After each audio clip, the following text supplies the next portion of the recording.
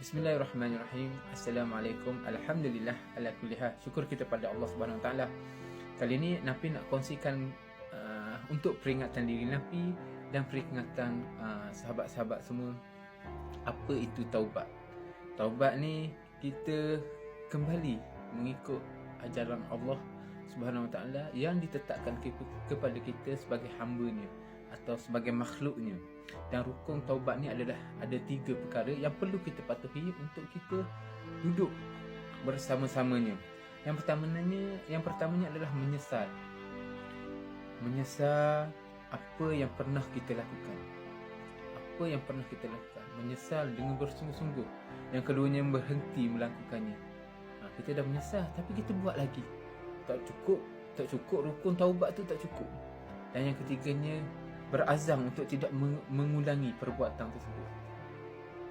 Jadi kita kena cukupkan ketiga-tiga ni, perkara ni, untuk kita melengkapi rukun taubat itu sendiri.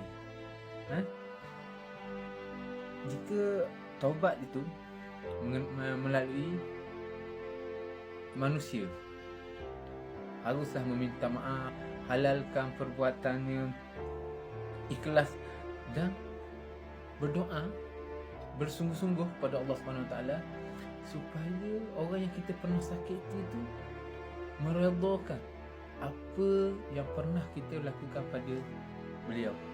Apa yang pernah kita lakukan pada beliau. Bagaimana Allah kata dalam firman Allah Subhanahu Wa Taala, "Innallaha yuhibbut tawwabin." Sesungguhnya Allah mengasihi orang-orang yang bertaubat, yang selalu bertaubat. Jadi kita kena tanam dalam diri kita supaya kita sentiasa bertaubat, sentiasa berazam untuk tidak melakukan perbuatan-perbuatan yang dimurkai oleh Allah Subhanahu Wa Taala. Macam mana kita nak tanam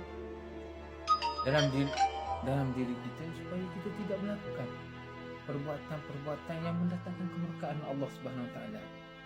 Jadi kita jadikan taubat ini sebagai kekuatan untuk kita mendekatkan diri kita dengan Allah Subhanahu Wa Taala. Wallahu a'lam. Mudah-mudahan perkongsian ini memberi manfaat dan peringatan untuk diri Nafi dan kawan-kawan semua. Assalamualaikum. Jazakallahu khair.